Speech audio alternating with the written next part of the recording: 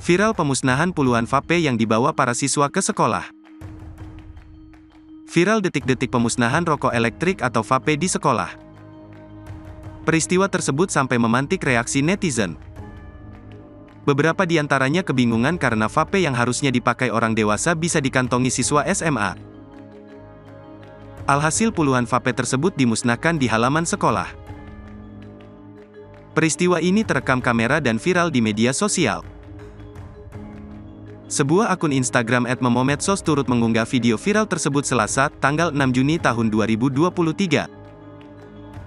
Tak disebutkan keterangan lokasi kejadian dalam peristiwa tersebut. Namun jika melihat dari topi yang dikenakan oleh seorang siswa tertera lokasi kejadian berada di salah satu sekolah menengah atas di Malang.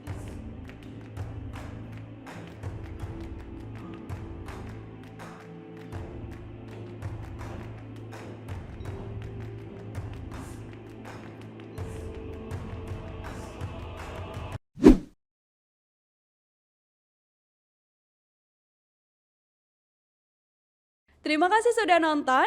Jangan lupa like, subscribe, dan share ya.